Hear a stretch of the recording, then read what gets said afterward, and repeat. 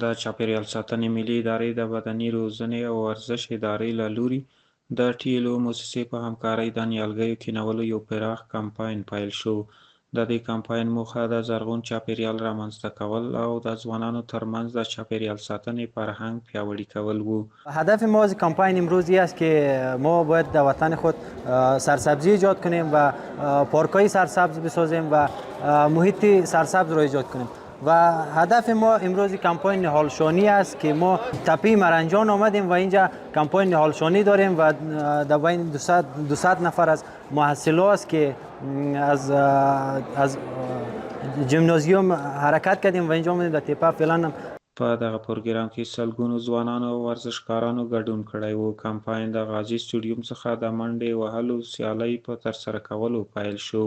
له سیالۍ وروسته ګډونوال د مرنجان تپې ته ولاړل چیرته چې د نیالګیو کینولو په عملي بهیر کې برخه واخیسته. د یادو ادارو مسؤلینو وویل دا ډول پروګرامونه نه یوازې د ښار د ښکلا لپاره مهم دي بلکې د اقلیم د بدلون پر وړاندې د مبارزې یوه اغیزمنه لاره هم بلل کیږي او دا ډول فعالیتونو ته ځوانان هم هڅول کیږي. بهترین طریقه این است که این جوانا با می یونیفرم یک مقدار فاصله را دوش کنند و هر کسی که را میبینه پیش سوال پیدا میشه که برادر چرا میدوانه. مثلا مسئله نهال شانی است.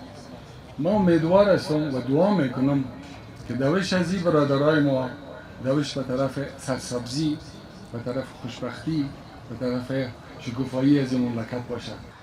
دا نن کومه برنامه چې زموږ د درو ادارو یعنې د تربیت بدني او د ادارې ملي محیط زیست او د ټیلو د موسسې په ګډه تفاهم او په ګډه زیار باندې په کار اچول شوې ده. دا ډېره یو مهمه او حیاتي یو د ژوند یو ارزښتناکه یو برنامه ده.